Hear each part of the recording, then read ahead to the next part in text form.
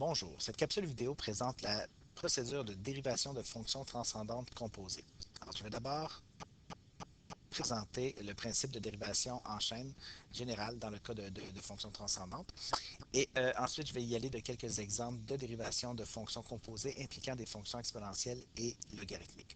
Alors, commençons avec le théorème. On a soit f et g deux fonctions dérivables et on va définir la fonction h de x comme étant la composition de f rond g de x. Autrement dit, on définit h de x comme f de g de x. Alors, si on veut dériver cette fonction composée, on cherche à définir la fonction, la dérivée de h de x, donc h' de x. Donc, puisqu'on veut appliquer la règle de dérivation en chaîne, on va commencer toujours par dériver la fonction qui est à l'extérieur. Ici, la fonction qui est à l'extérieur, c'est la fonction f de x. Alors, on va dériver f de x. Donc, f de x, on va dériver la fonction f tout en laissant la fonction intérieure g de x inchangée à l'intérieur. Et selon le principe de dérivation en chaîne, on va multiplier par la dérivée de la fonction intérieure, soit g' de x. Donc, ça, c'est une façon de le voir lorsqu'on utilise la notation avec le prime. Mais on peut aussi le voir avec la notation avec le quotient de différentiel. Donc, dans le deuxième encadré, ici, on a la fonction y qui est une fonction de u et u qui est une fonction de x. Donc, en les mettant ensemble, on se retrouve avec une fonction similaire à la fonction précédente, c'est-à-dire h de x. Alors, si je tente de dériver la fonction y par rapport à la variable x, il faut d'abord voir que y ici est défini en fonction de u. On va dériver y par rapport à u. Et par le principe de dérivation en chaîne, on va ensuite multiplier par la dérivée de la fonction u, qui elle est une fonction de x. Donc dy sur dx sera le produit de dy sur du fois du sur dx. Donc, ce qu'il faut voir ici, c'est qu'on a l'association à faire entre la dérivée de la fonction extérieure et ensuite la dérivée de la fonction intérieure et qui sont toutes deux multipliées l'une par l'autre. Ça, c'est le cas de fonctions fonctions composées de deux fonctions. Évidemment, on peut appliquer le théorème à une composition de plus de deux fonctions. Donc, par exemple, supposons qu'on a une fonction qui est composée de trois fonctions. Donc, soit la fonction a de x qui est f rond g rond h de x, donc soit f de g et de h de x. Alors, si on cherche à déterminer la dérivée de la fonction composée, donc cop de x, donc prime de x, alors je vais commencer par dériver l'intérieur, donc f prime, tout en laissant, j'ai dit l'intérieur, on dérive l'extérieur, la fonction f, tout en laissant l'intérieur g de h de x inchangé. Ensuite, on va multiplier par la dérivée intérieure, donc la dérivée de g, tout en laissant l'intérieur inchangé. Et là, on constate qu'on a à nouveau une composition. Donc, on va à nouveau dériver la fonction à l'intérieur, c'est-à-dire h de x.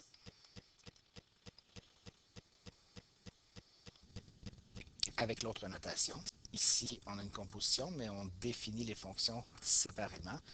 U est une fonction de x, f est une fonction de u, pardon, y est une fonction de u, et z est une fonction de y. Ici, je vais juste changer le f pour h, sinon on a un petit souci.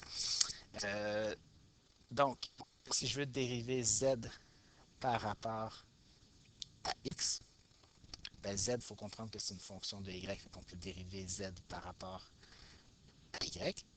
Et ensuite, il faut dériver l'intérieur, donc multiplier par la dérivée de y, qui elle est une fonction de u, et ensuite multiplier par la dérivée de u, qui elle est une fonction de x. Donc c'est l'application de la règle de dérivation en chaîne.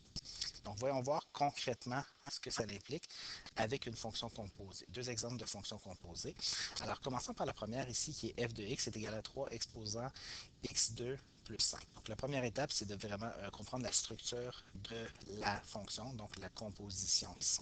Donc plutôt qu'avoir la fonction simple exponentielle 3 exposant x, on a à la place du x une fonction polynomiale, c'est-à-dire le polynôme x5 plus 1. Alors, on a affaire à une composition. Alors, il faut identifier la fonction intérieure et la fonction extérieure.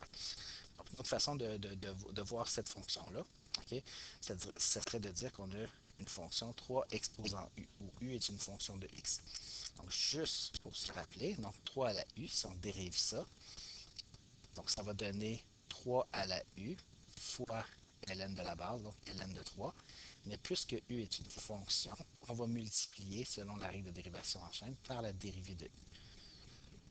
Donc c'est ça ici, en gros, c'est ça qu'on va utiliser pour dériver f de x égale à 3 exposant x5 plus 1. Donc la dérivée de f de x, donc d'abord on dérive la fonction extérieure qui est la fonction exponentielle en base 3.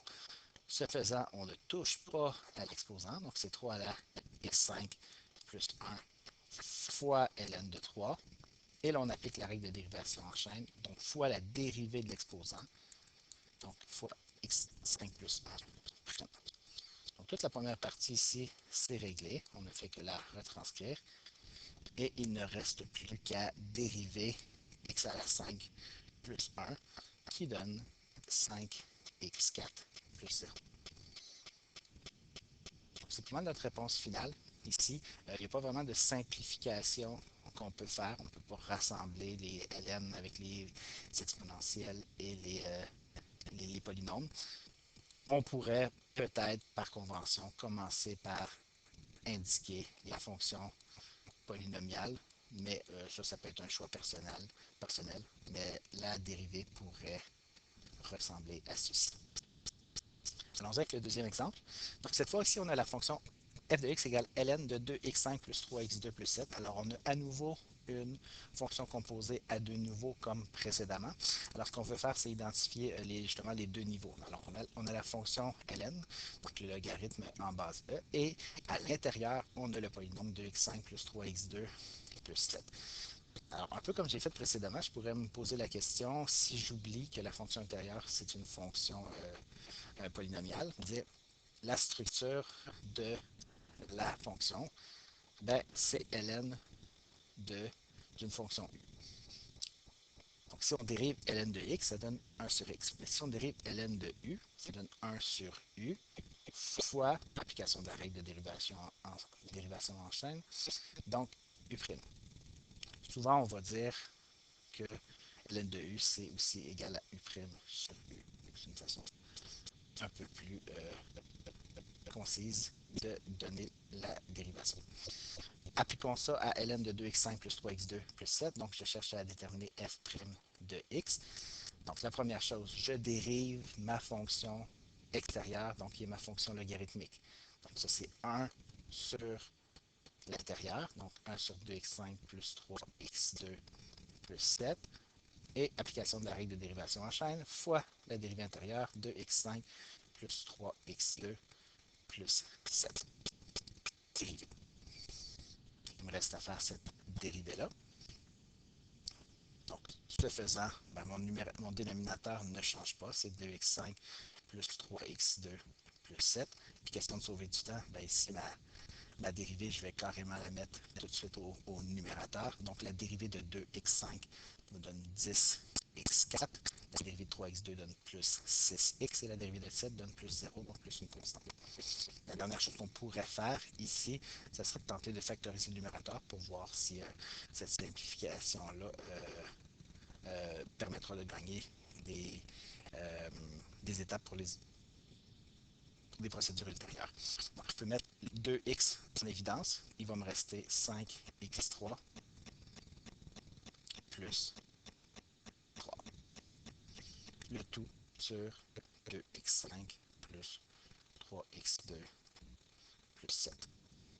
C'est sûr qu'on pourrait aussi tenter de factoriser le dénominateur, mais ici on a un polynôme de degré 5, donc ça serait quelque chose d'assez fastidieux. Passons au dernier exemple.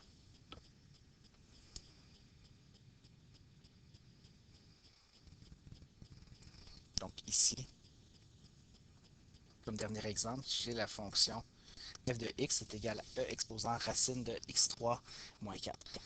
Encore une fois, on va s'attarder à la structure. Ici, il faut voir qu'on a affaire à une composition de trois fonctions. Donc, on a la fonction polynomiale x3 moins 4 qui est à l'intérieur d'une racine qui, elle, est en exposant de la fonction exponentielle en base E. Trois niveaux de composition. Alors, si on s'attarde au niveau qui est à l'extérieur, un peu comme précédemment, je pourrais me dire j'ai E exposant U. Donc ça, c'est mon niveau extérieur que je dérive en disant, bon, ça c'est E à la U. Donc c'est la fonction qui est la dérivée d'elle-même, mais fois la dérivée de l'intérieur, donc fois U'. Donc ça, c'est un peu mon plan de départ. Alors, je veux dériver ma fonction. Alors, je vais réécrire E, la dérivée de E, la fonction exponentielle, qui est elle-même, en maintenant son exposant identique, mais fois la dérivée de l'intérieur, qui est x3 moins 4. Puis, comme je m'apprête à la dériver cette expression-là, je vais tout de suite le mettre en exposant fractionnaire, sachant que c'est comme ça qu'on dérive des racines. Alors, tout ça va être dérivé. Alors, cette partie-là, je la traîne, je la laisse inchangée. Et là, je multiplie par cette nouvelle fonction composée à deux niveaux, qui est x3 moins 4 à la 1/2. Donc là, la partie extérieure, c'est la puissance 1/2. Et j'applique la règle de la puissance, donc 1/2 fois x3 moins 4, donc fois l'intérieur, exposant 1/2 moins 1, donc soit moins 1/2. Et j'applique à nouveau la règle de dérivation en chaîne parce qu'il me reste à dériver l'intérieur ici, x3 moins 4. Donc, il me reste une dérivée à faire et quelques simplifications. Donc là, je remarque deux choses. Je me suis créé une fraction et j'ai une puissance négative. Donc, nécessairement, ma réponse va être sous la forme d'une fraction. Donc, mon premier réflexe pourrait être de mettre une barre de fraction. Au numérateur, on a E à la x3 moins 4 qui est toujours là. On a le 2 ici qu'on va mettre au dénominateur. Euh, la puissance ici négative va aller rejoindre le 2, donc x3 moins 4, ce faisant, l'exposant se transforme en positif. Et ensuite, il nous reste notre dérivée qui, elle, va être au numérateur ici, donc fois la dérivée d'x3 moins 4, c'est-à-dire 3x2.